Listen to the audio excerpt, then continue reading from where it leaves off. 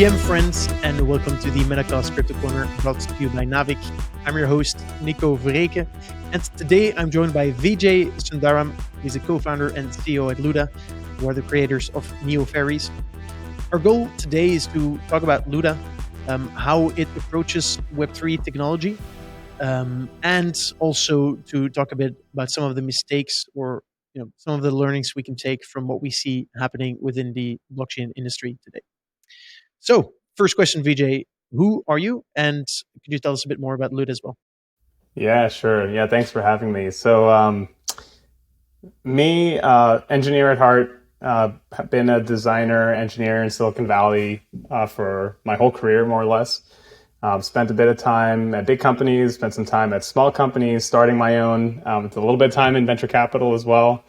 Yeah, it's funny. Actually, in other contexts, I talk about it as like a regrettable stint in venture capital, but that's really not fair. It's very, very illuminating. In fact, when I really tell my story, venture capital is where I discovered my own sense of purpose, funny enough. And I think it's actually very natural because venture capital is a role where you're kind of offering founders money, right? And so you have to find some other value prop to differentiate yourself from every other person offering someone money.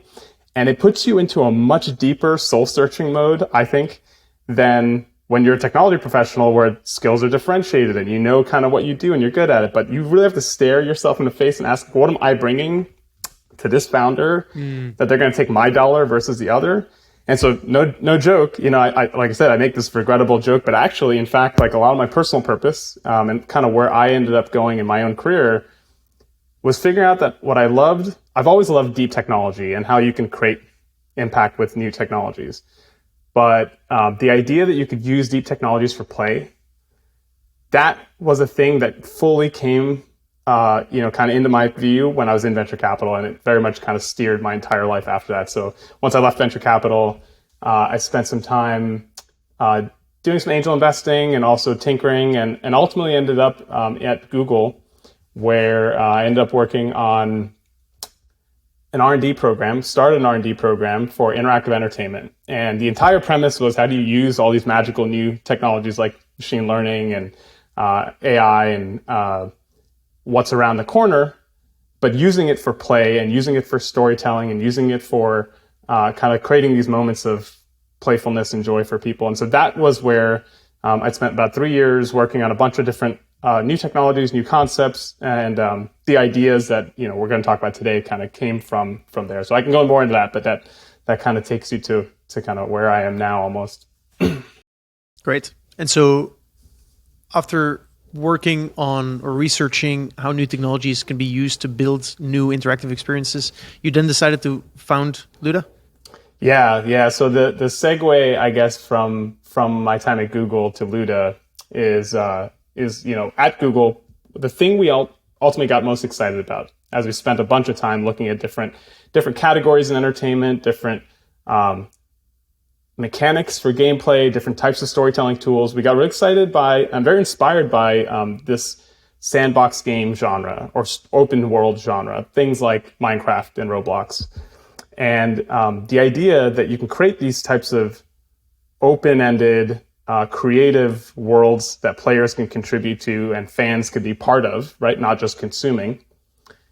But we could use machine learning as a creative superpower that these players have. So instead of just having a basic mechanic like being able to get blocks and build structures, you have the ability to actually create pretty powerful things with generative models. And you can see this now a lot with things like Midjourney and Stable Diffusion, right? Like people are super excited about what you could do to kind of close the gap between a player's creativity and the kind of fidelity of outputs they can create.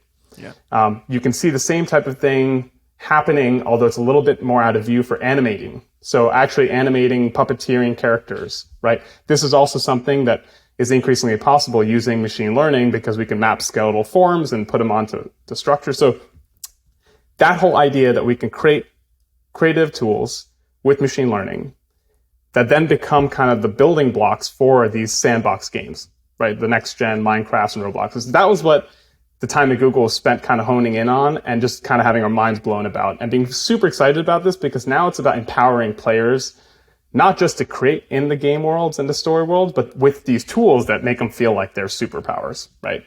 And that was kind of the jump off point a year and a half ago when we started to see what was happening with NFTs and DAOs. And both Shannon and I, my co-founder, have been part of crypto and been following crypto for years. But the idea that now you could use things like NFTs to represent the things players create in games, and you could have DAOs be mechanisms by which a community collectively owns something, kind of set off the light bulb that we can now not just make games where players create the worlds with these tools, but they own them too. And that was kind of the set off point for us to say, okay, this is not something that's going to happen at a big company. It's not going to happen at a tech company. And it might not even happen at a game company, right? You really kind of have to rethink all of these systems from the ground up. And so that's kind of what kicked off Luda. Okay, so you are essentially using the blockchain as a mechanism to distribute ownership and value accrual to everyone that actually added value to any digital experience. And this could be an asset, but this could be way more in the whole game. Yeah. So if I kind of fill out the picture a bit more, I mean, when we think about, so if I step back, Luda itself as a company thinks about this idea of putting people at the center of entertainment, right? And we talk about it that way because putting people at the center of entertainment means a couple of things. It means that they're in the center of entertainment socially, right? They can see themselves in the stories that we're telling. They can be part of it. Creatively, they can actually contribute to it directly with the tools they have, and economically, which is the creations they contribute, they own, and they have a say in the future of where these things go. And so, yes, then if I translate that to kind of the interpretation of what we're doing, we're creating new kinds of entertainment properties, right? New kinds of story worlds and new types of sandbox games. But in those story world and sandbox games, you, the player, or you, the fan, gets to create the characters of those worlds, get to create the settings and the locations. And you creating those locations and those settings and those characters also means you own those as NFTs. So you're not buying NFTs from us in a marketplace to be able to play the game. You create things in the game and in the world like you would in any other UGC sandbox game or story world. But now you just own those as NFTs. NFTs are almost in this sense a tool or a technical mechanic to ensure you as a player actually own the thing you created, as opposed to what's, we'll get to this later, as a fundraising tool, which is not actually what, so an NFT can be a lot of things. And I think right now we think about it that way. But in our context, you're already going to the story world because you love the story world, right? You're coming to the sandbox game because you love playing this with your friends. You're creating things in those worlds and you're sharing them with each other. And it just seems like a basic right that you should own those, and those can be yours to do what you want with. And so that's where the blockchain kind of as a tool on the back end for helping people have ownership and rights over the thing they created, and then the ability to use that in a collective form of some kind, right? You, me, hundreds of thousands of the people make a new game successful because we come there and we build stuff in this game world.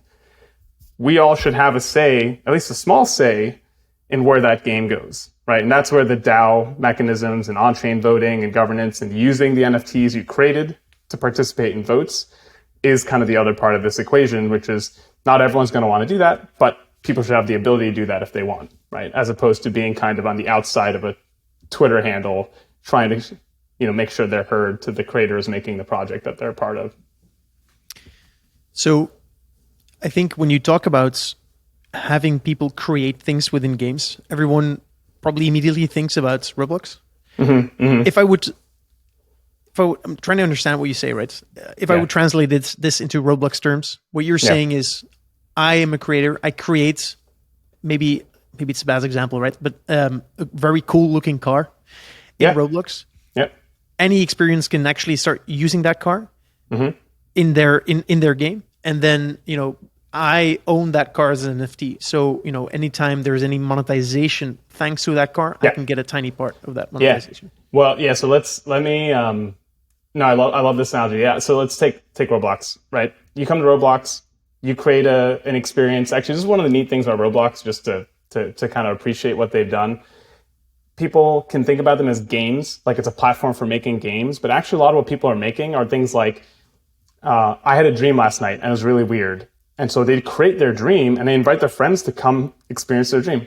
That is so cool. And that is not a capital G game, right? It's hard to even call that a game. And I think we talk about metaverse in these like broad hand wavy terms, which is another thing that we should go into that if we want.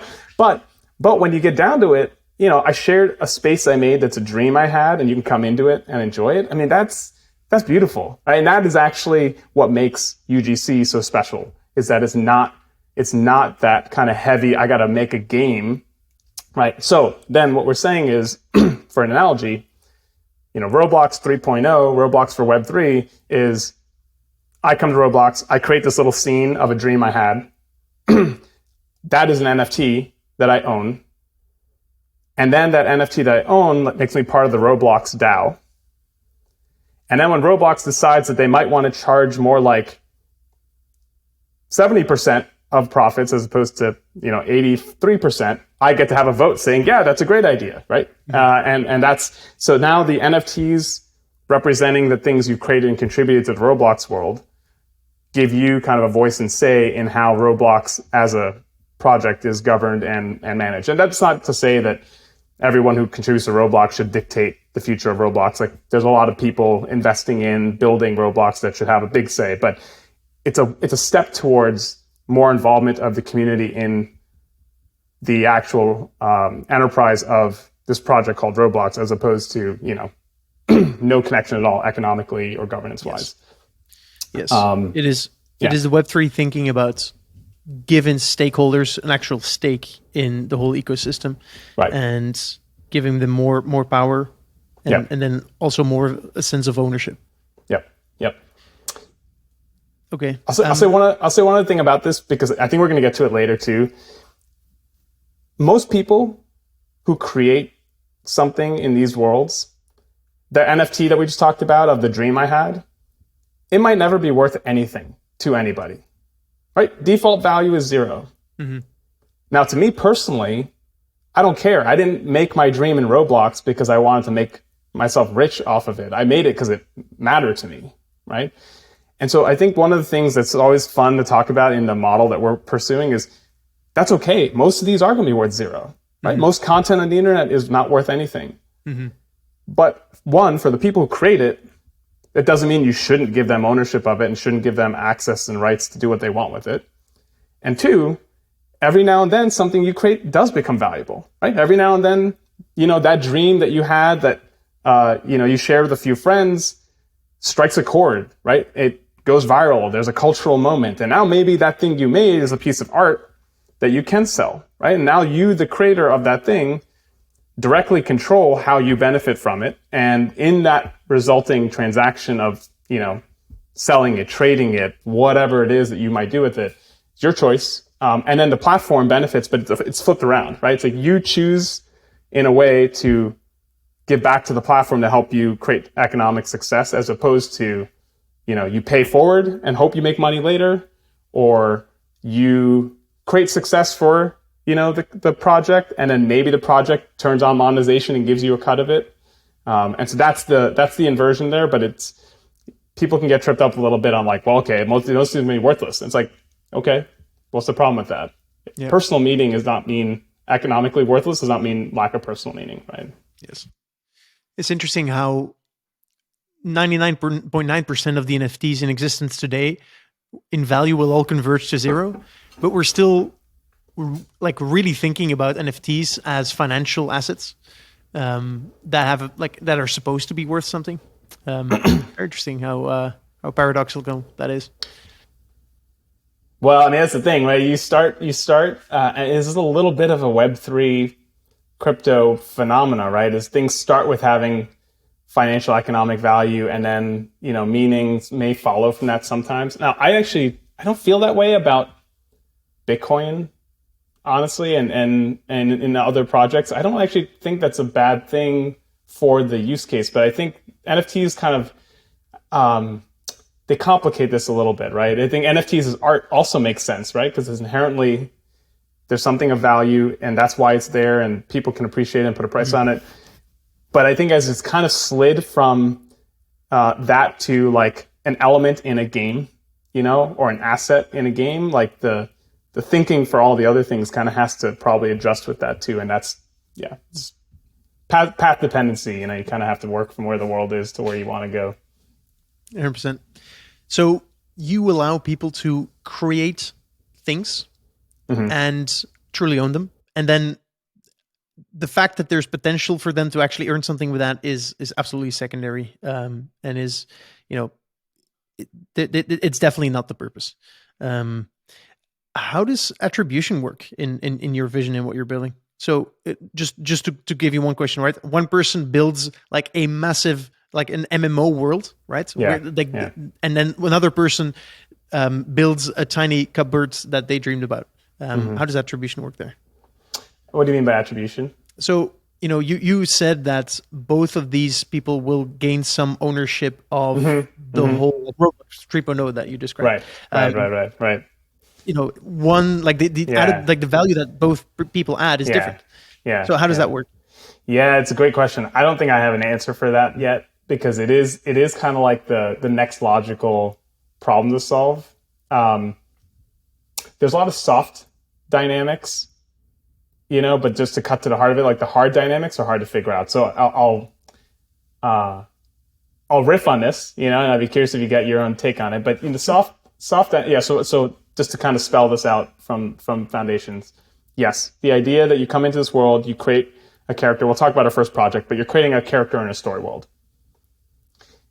That story world doesn't have kind of its cast yet, right? And we don't know yet which of those characters or which of that cast is going to be like the phenomenal character that everyone wants to follow.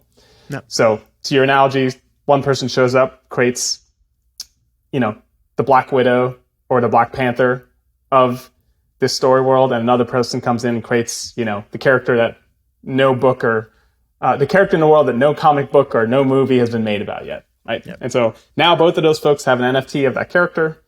They both, for now, are a single vote in the DAO for Neo Fairies. And now it's like, well, is that really fair? It's like, and so I think part of this question is kind of like resurfacing all of like the learning about politics that it feels like we're doing in this ecosystem that we've done over like, centuries as humankind, because, voting in the government also works this way. Like no one gives you more votes because you might have made more of an impact on, the tax revenue for the country. It's one human, one vote, right?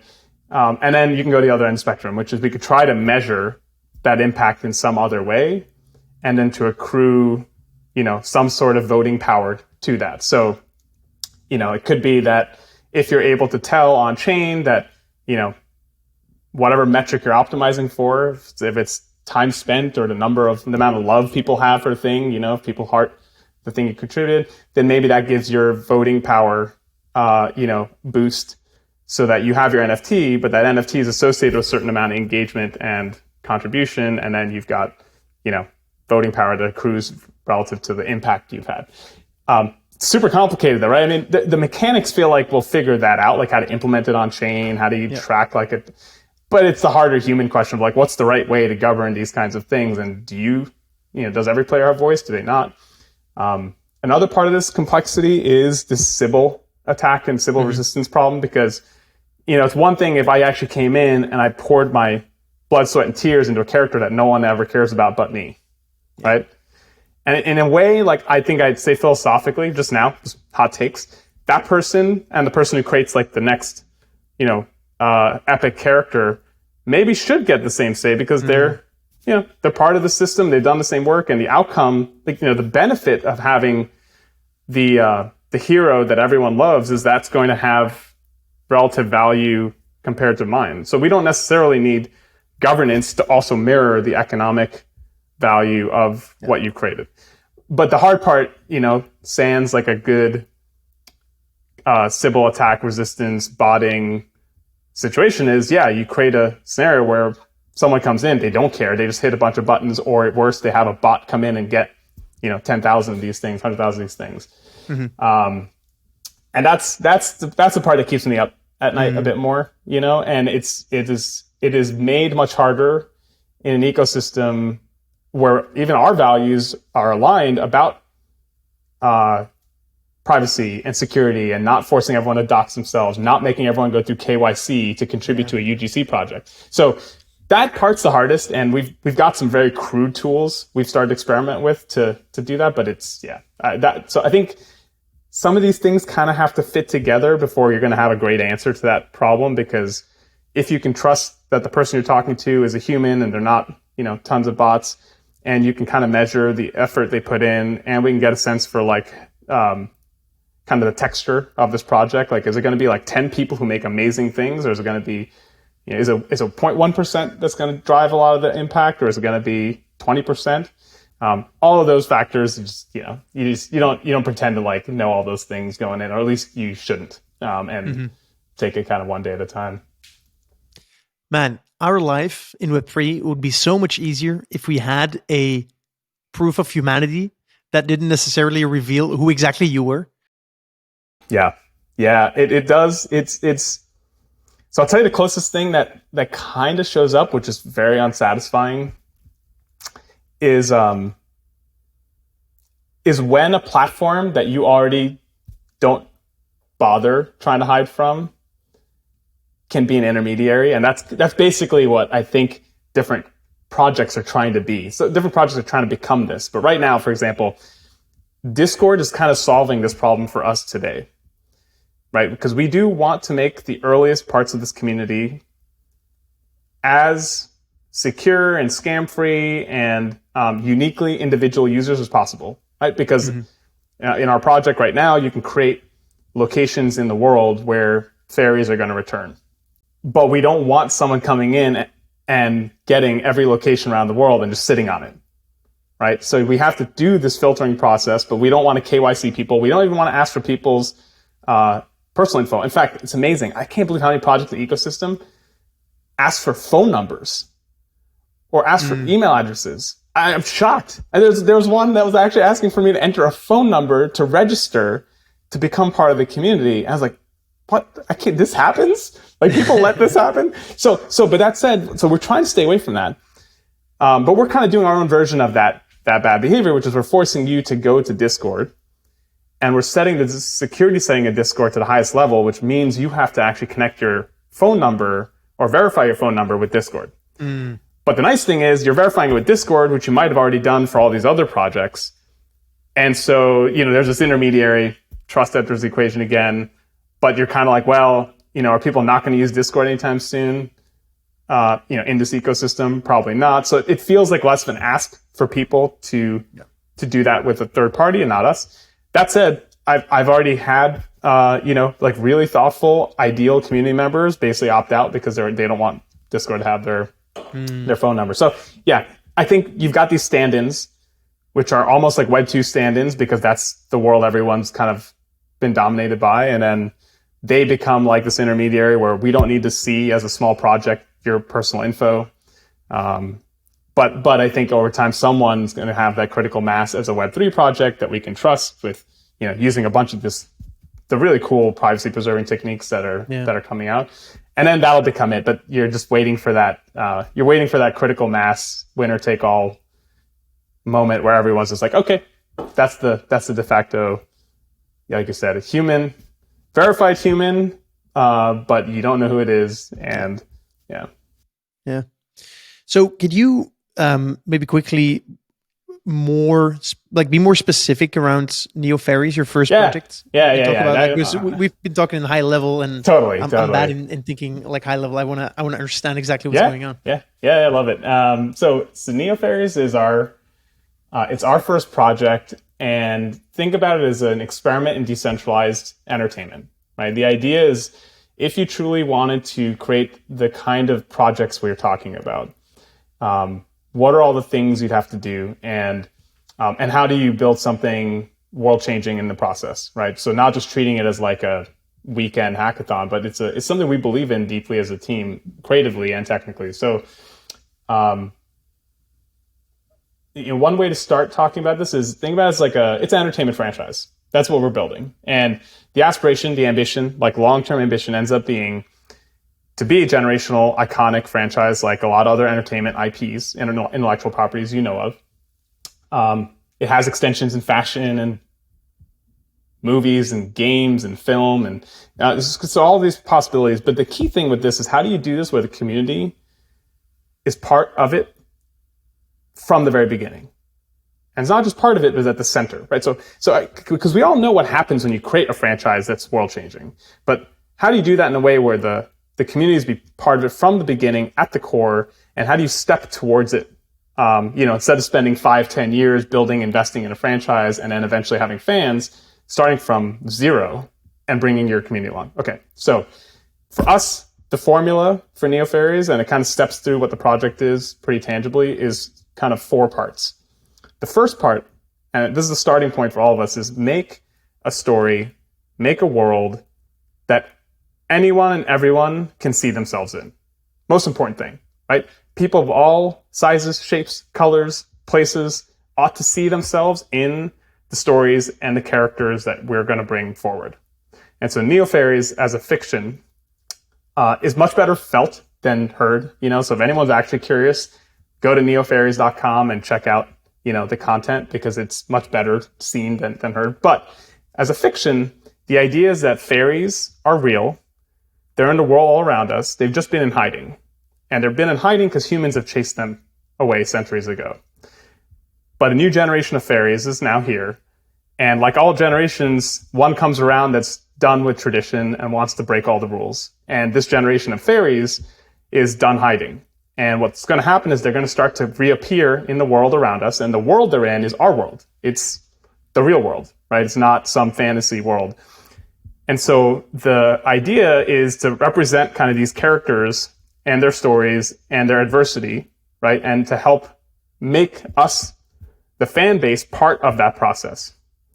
And part of what's neat about fairies as fiction, if I can geek on this for a little bit, is turns out that actually cultures and societies all around the world have deep history and lore and mythology around fairies or imps or elves, right? Like the idea of these small creatures, that is already there in lots and lots of literature and lore. And so between the fact that this is in places all around the world, with history all around the world, with humanoid shapes and forms that can look like anyone we know, is kind of the core to the fiction itself and the idea behind this fantasy. And that's sort of step 1. Step 2 is you get to create this world and these characters, not just us. So we've started kind of rolling the ball downhill, if you think about it that way. Like we've created a backstory and a motive force for the world to exist and why and where these came from.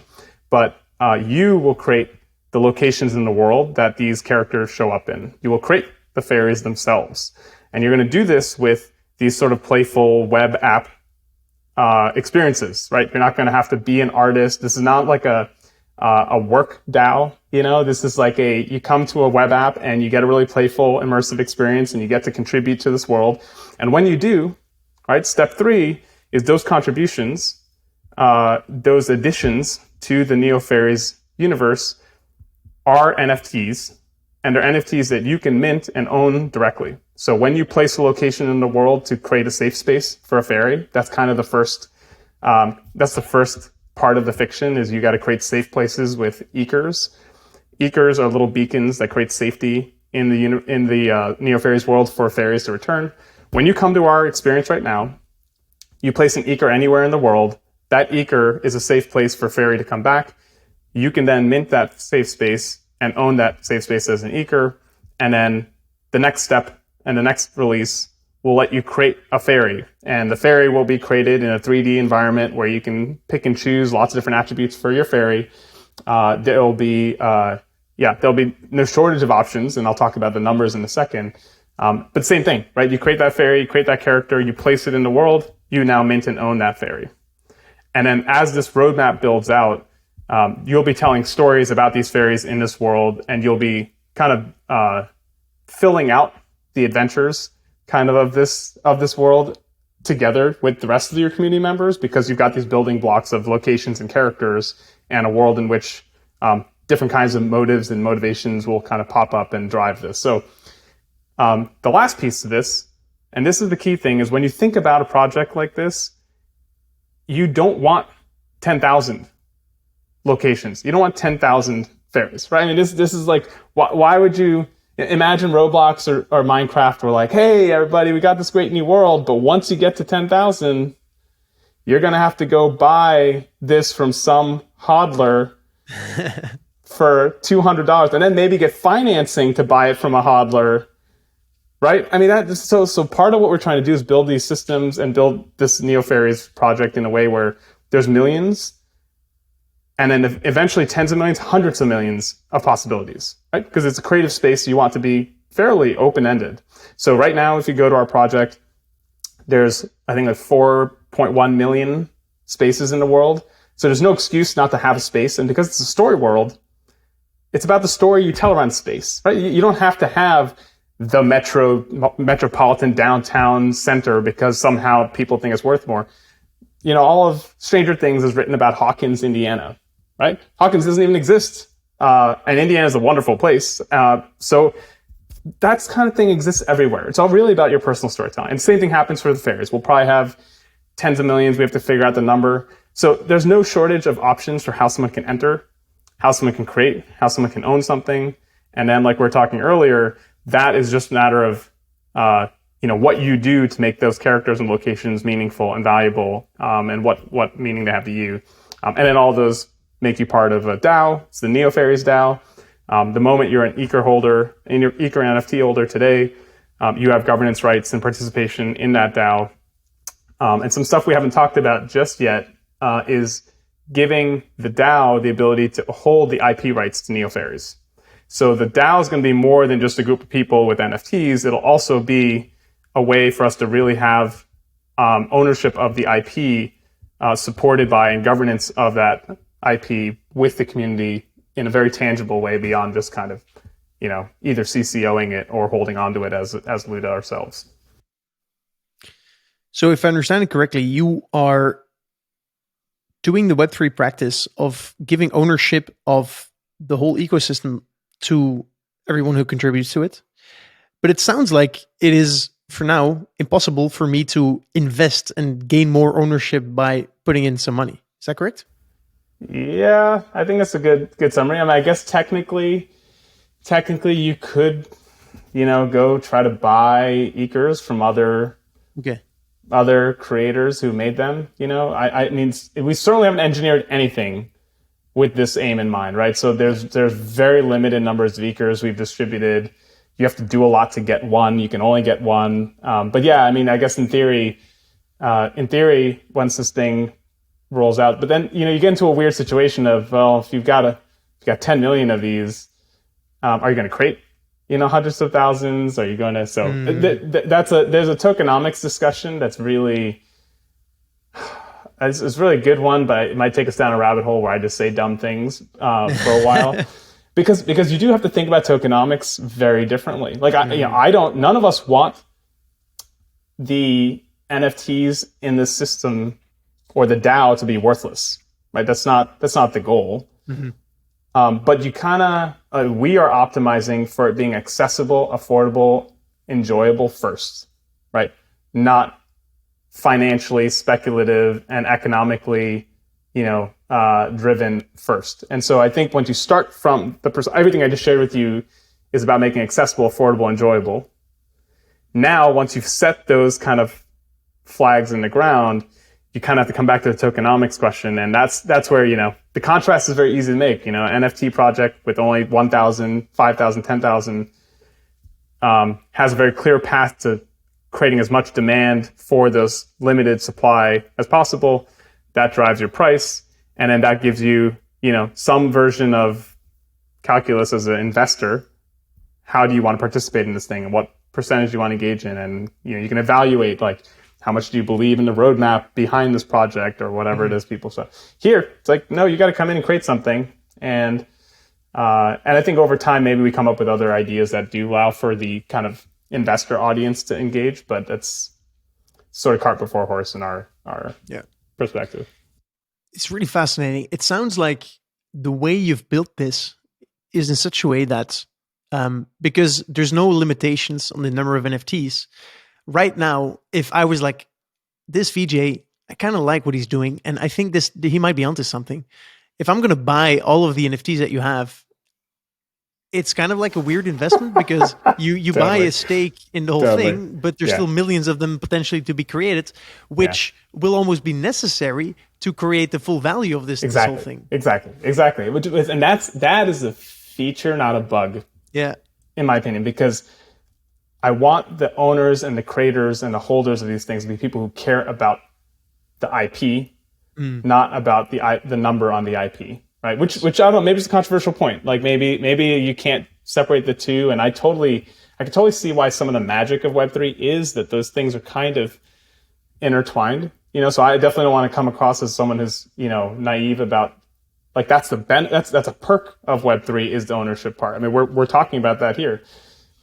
So yeah, I think finding out a way for, just put on like the VC hat a little bit, like finding a way for the market to price the project that's kind of indirect from the NFTs themselves does feel like an important thing. And maybe that's where governance tokens, if you kind of redefine them, if we can redefine governance tokens from being tokens you get for holding tokens, just, like if we could get to a slightly more, if we get slightly more rigorous understanding of why governance tokens should exist, that might be an interesting way to separate the ideas here, right? There's a Optimism, I think, Optimism has like a two-house governance model it's really kind of neat. People are thinking about this model of there's the NFT holders and the participants in your ecosystem, and then there's like the governance tokens, and you have a relationship between the two, but you don't let one override the two, right? So I think that's, or override each other. So that starts to be like a very natural way to maybe think about how, if you as an investor want to engage and you want to have a say, then there are tokens you can engage in that don't involve you. If you want to hold 10,000 ethers, right? You don't have to come into the app and make 10,000 ethers. You can engage in, a near-fairest DAO governance model that lets you have that in a different kind of token and manifestation. And then you just have to find ways to balance, the voting and the participation of those two sides so that,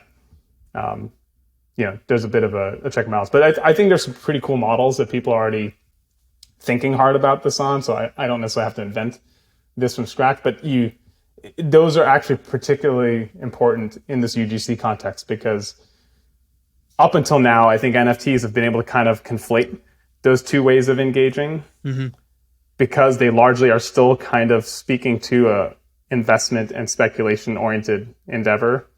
But once you separate that out, now you have the problem you're talking about, which is you do still want a value prop for the investors in the show. And that's good, right? Because they will actually help validate and help lift and help create the resourcing to, continue investing in and doing bigger and bigger things with this for this community. So yeah, I think you need both. And I mean, I'd love it if you have any ideas on this, but this is me kind of giving you my like very amateur thoughts on how we might solve that. So first of all, Vijay, we are all just figuring all of this shit out still. So, I guess, there's no right answer. I think what you're doing, because right now, I think timing and having a good use for any token that you issue, like you always need to have a good functional use case for whatever you do. And so, this brings us to a discussion which we can go into later about like issuing tokens to fundraise. But it seems like right now, what you're building requires not necessarily funding, but more creation and creativeness. And so the tokens that you have right now are NFTs that you give to people and that you allow, which give people the power to create, to actually start building this. And then maybe at some point, once you reach this scale where it starts making sense to use funds to accelerate it, bring it out there, then it might make sense to start thinking about how do we actually do this. And at that point, I think, a retroactive airdrop to the ones that contributed most, Totally. Yeah. just makes more sense and aligns incentives in a more beautiful way. Totally. Yep. Yeah. Someone, a couple folks who I respect a lot had feedback that was, I want to see if I can capture this right, but it was it's like centralizing distribution at the start, is not a bad thing. Like it's not it gets to things like how do you do, and you see this all over the board, like how do you do fair mints? How do you make sure you're open? So I think like it's nice to see, like, and these folks come from, I'd say the more purist side of the blockchain and Web3 ecosystem. And so you're seeing, I think, a lot of people starting to be more nuanced in where do you hold the decentralization, where do you put like the dial on decentralization when it comes to practically building something important and big, and curation and distribution of your earliest members, and leadership of a project in a DAO, like just handing everyone the reins right off the bat. So it's an evolution process, but it's good, and it feels like we're opening up in the right directions to make this work. We're speed running new ways of collaborating and new financial systems to incentivize that collaboration. Yeah, it is really fascinating because last week, and you don't know this, but I had a discussion with some of the foundational builders within the Loot ecosystem. Okay. Loot was created a bit more than a year ago, and there's so many similarities between what Loot, or like what the current Loot is, right? Because the way they describe it is Loot is a decentralized Disney or a decentralized Marvel. Yeah, it's building out a universe. Yeah, but it's and they struggle with this. It's way more decentralized than what you're doing.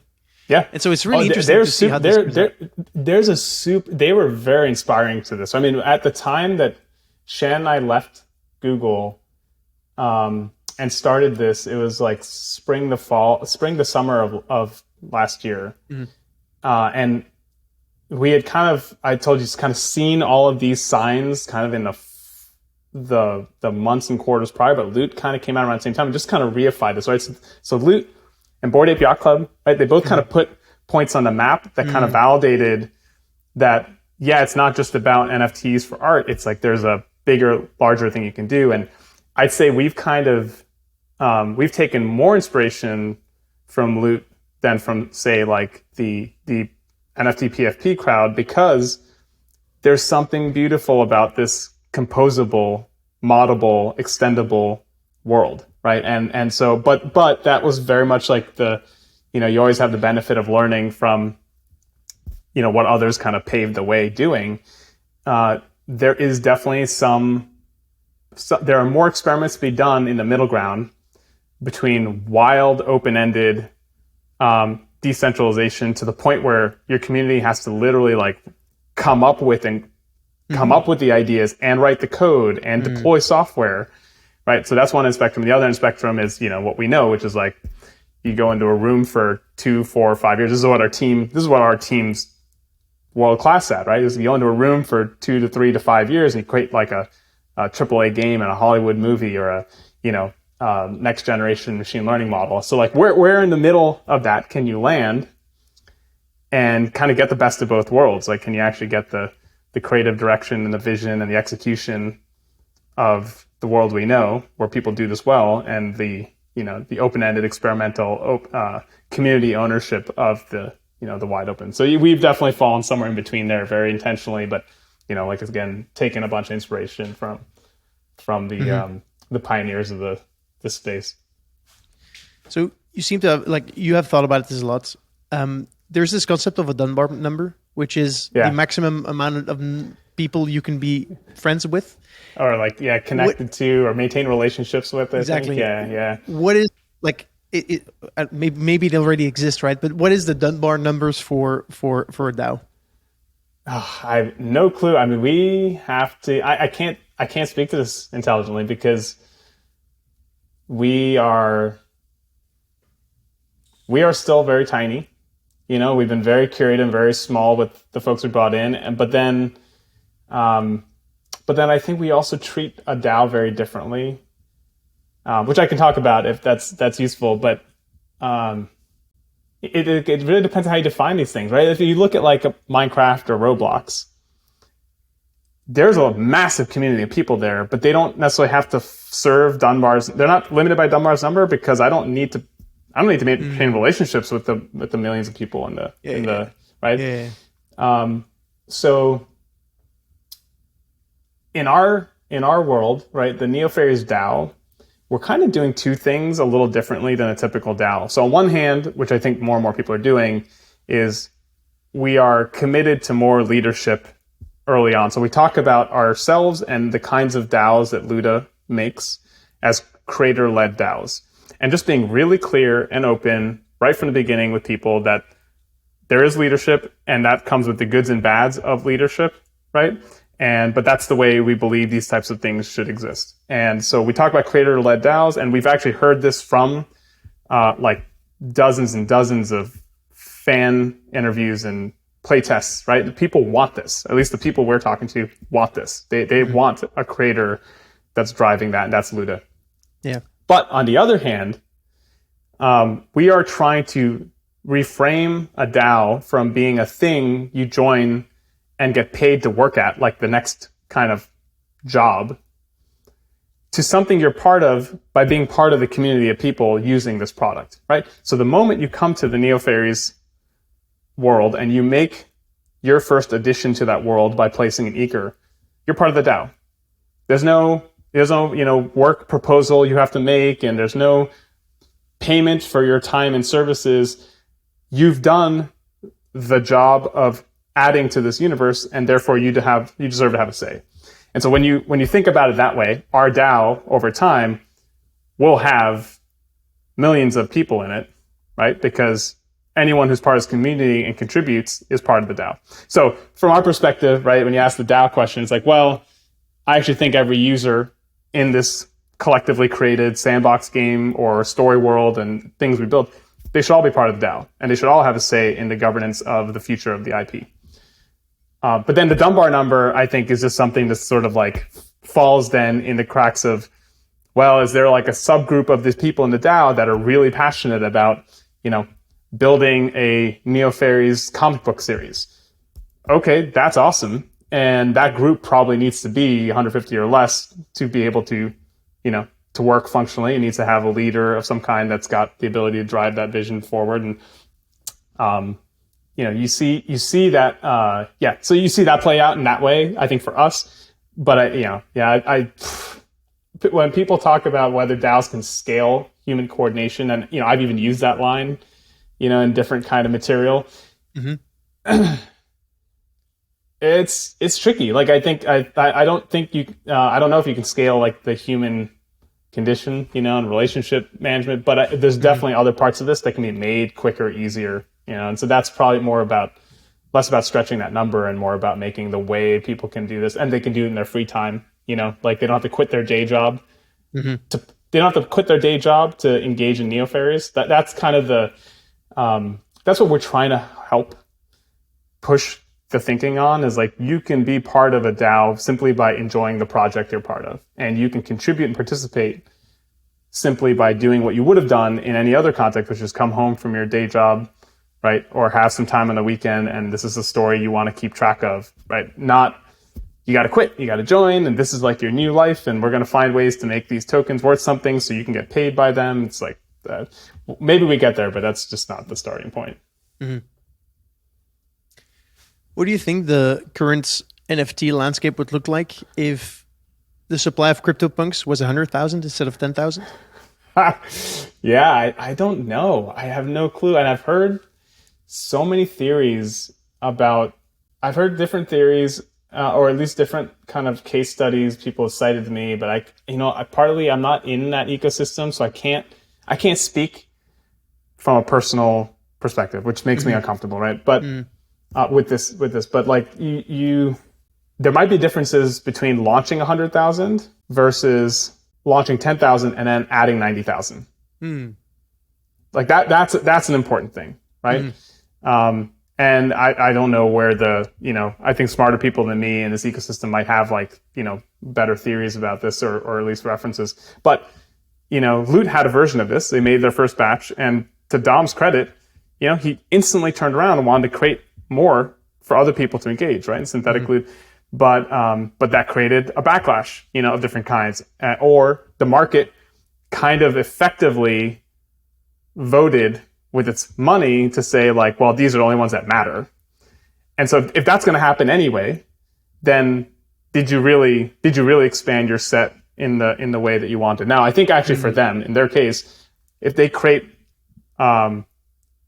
products around their universe that are compelling, there are definitely people who just are going to want a free loot NFT to be able to play anything, and they should. And that's wonderful. So I think it actually did the job. But when you ask the question of what would happen if CryptoPunks were 100,000 on 10,000, yeah, part of me is well, maybe they would have set a pattern that other people and the market would recognize is valuable, and then other people could do it. And that's basically what happened, right? They set a pattern with exactly the first 10,000, everyone followed it. But I don't know. I don't know if there's a physics to these things where you create scarcity and that's your core value prop, and then the physics of the system just kind of purge out, anything that goes against that. Counterexample is it seems like Bored Ape Yacht Club and others have done a really good job finding kind of extensions, so you have your 10,000 Bored Apes, and then you've got, all these other kind of variations, whether they're pets or extensions or transformations on the core set. And there's differentiation there, but they all have their relative standing in the canon of the original set. And so those types of playbooks have done probably a better job than even I give credit to on expanding the supply without kind of undermining the core early parts. But I think they're also fortunate to be able to do that, and they could probably do a lot of things, that are new and different because they have such a great community and so engaged. Most projects aren't doing that, and they never will. They'll never get there, or they'll never choose to go there, and that's that stuff is definitely the vestige of a pattern that was set once, and everyone collapsed on it. As my final question to you, I'd love to people know I do enjoy a hot take once in a while, and so it seems within the Web3 space there is still so much to figure out that people see something that others have done, and they're people really like copying some of these things, which is why I asked you the question: what if CryptoPunks were 100,000? Yeah. Would the whole ecosystem look different? So what I'd love for you is to tell me what do you think is, or what bugs you most about what people are doing around NFTs right now? Because you're experimenting with them so much. Yeah. As your hot take. Yeah. I'm gonna force you to jump in on this one too. But I think you and I both know we share this. I actually think, I'll say the hot take thing and then I'll be conciliatory. I think the absolute total obsession with, I'll say what the outcome is because I don't know where to pinpoint the blame, honestly. The outcome is that a lot of these NFTs and a lot of these projects are entirely driven around scarcity, price action, flipping and trading in order to create royalty streams. And that kind of equation has just literally permeated everything, everywhere. And it has all kinds of these weird effects, which, when it gets what bugs me, it doesn't bug me that these projects exist. I think people should do what they want. Everyone from the consumer buying this stuff to the creators creating it, everyone should do what they want. So that's not the issue. But then I think the end result is it does drown out all of the noise. The thing that bugs me most is how much it crowds out the discussion about other ways to think about these things.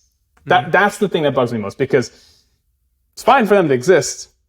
But now every conversation in different contexts with a user, with an investor, with a partner, with a employee, candidate, has to confront this question of the dominant model for an NFT is a PFP of a pixelated thing that sometimes is inversely correlated to what you think art should be, right? And this thing trades for certain amounts of money, and the only way you can get it is by winning a mint or participating in a lottery or buying something at an expensive price. And the way people engage around it and the way people talk about this stuff, on Twitter. Even now, I'm still shocked. Like every other tweet from, some thinkfluencer on Twitter is talking about how like we have to move past PFPs. The 10K PFP model is old. I've heard this for 6 months. For every one of those tweets, there's still like 99 tweets talking about how you got to believe in this next project because it's got this team with this roadmap and you can't be beat and floor sweeping. And so that is that dynamic makes it very hard then to say, hey, maybe there's a different way to think about this NFT. Maybe there's a different way to make it accessible to people. And it goes a little against everything we're saying Web3 is for, which is to bring people in, to give them ownership of something, to make it inclusive to the world. And how are you going to do that with 10,000 things that cost hundreds or thousands of dollars, and to do that in the community and culture of like, random pixelated things that feel extremely offensive in some cases to different audiences. So that's what bugs me. The conciliatory part of this is like, well, fact is we had to start somewhere. Like if these projects all didn't do what they did, we would not be having a conversation about how NFTs could be more than that. And it kind of established a pattern. You got to give them credit for that for sure. I actually think the PFP concept is strong in its nature, like the idea of identity and avatars for ourselves. Yes. It's a beautiful thing, and the idea of communities, having a small group of people that can get excited about a thing. So it goes kind of to the conversation we had earlier, which is it's more like a thing that always happens, which is something works and then people stretch that thing way outside of what it's meant for. And it maybe is one of those things that feels magnified to me being a operator in it, or it might be magnified in terms of its noise and its clutter, like cutting through the noise because money's involved. And as soon as money gets involved in anything, it like blows up something that was already hard to talk about, So it's got to give credit where credit's due, but it's time to move on. Yeah, it's been time to move on, and I think like the one thing, if anyone cares, about this in this ecosystem, I've the one ask I've given everybody who has a megaphone, because I don't have a megaphone. I'm a rando, I'm just kind of working on this company, and no one cares what I've got to say. But if you've got a megaphone, the number one thing you can do is to like down boost yet another conversation about how, a limited project is going to become next big thing and people should mint it, and then up boost like the weird experimental new things that show people these other things. So, I just see way too much discussion about how we need to move past it and way too little showing people what those projects are and pointing at them, or responding to messages where people are sharing. You go to some of these comment threads and some of these people are like, hey, check out this project. And they're awesome projects. They're really creative, interesting new things, doing stuff like, not to compliment ourselves, but they're doing stuff like what we're talking about, build your own NFTs, right? Create your own things. They're free mints. But those don't get, signal boosted. Like what gets signal boosted is like the hot take that we need to move past the thing we're doing. And so I think that's like that for me is a very precious resource if you've got a megaphone to try to get everyone else seeing these new things. And then, then there's other stuff we can do, like supporting these projects and getting involved and all that. But I don't know though. I'm super curious to get your take. You've got a good vantage point on this. And if you think there's like, what are the pressure points that get us to the other side? Is it just time? Is it a breakout for one project or another that kind of gets people thinking differently? I mean, we've already had Loot, and others that have done a nice job doing the right thing in terms of free minting and making more supply available. But I don't know. So what I'm going to do is I'm going to organize a jam session, a public jam session like this, and we can get maybe one or two others on as well, and we can just that'd be awesome. Try to think about creative ways in which we can use these new technologies, NFTs, fungible tokens, to do cool shit, right? I have some ideas. I think and I've said this already, we were using NFTs skeuomorphically, and so I can make that case then, and then we can jam about that. But you talked about people, having a megaphone and boosting conversations about new ways of doing this. If you enjoyed this conversation, listener, this is perfect for me. Just like this, you don't have to use a megaphone. Just retweet, like this conversation, subscribe on YouTube. That's the first step, and then you'll be we'll let you know when we have this discussion where we go into some use cases, because we're getting to the end of this episode. But I think this is definitely a conversation worth having, and I'm super excited to do that. I love it. So Vijay, where can people find more about you, more about Luda? Yeah, great. Me, I'm at Vijay S. Sundaram, which is not going to be easy for anyone to spell. So I'll say it'll be in the description. So yeah, you can find me on Twitter there, but also happy to field emails from people. So it's Vijay at ludaprojects.com. Ludaprojects.com is where you can learn a little bit more about our company and projects and team. And we are definitely hiring right now across the board, but particularly engineering talent of all flavors. So there, if you want to check out a bit more about our roles, you can go to careers.ludaprojects.com. And then the other thing I'd have to say is if you're interested at all in what we talked about with NeoFairies, or what a project like this could look like, or being part of an entertainment DAO, check out neofairies.com. And you can kind of join today through our Discord and find your way to the world we've built and play sneaker and have an NFT that you create on your own from scratch and be part of the DAO. So any of those things I'm happy to chat with people about on Discord or on email or wherever else people want to find me. Fantastic. Vijay, thank you so much for being here. Yeah, no, thank you. This is awesome. I agree. This was very interesting, and I'm inspired to start thinking about new cool ways to use NFTs and all of this stuff. So thanks for that. Listener, thank you for listening. If you made it here, really appreciate it. If you did like it, please give us a thumbs up in Spotify or wherever you're listening or watching this. And we look forward to speaking to you in the next episode.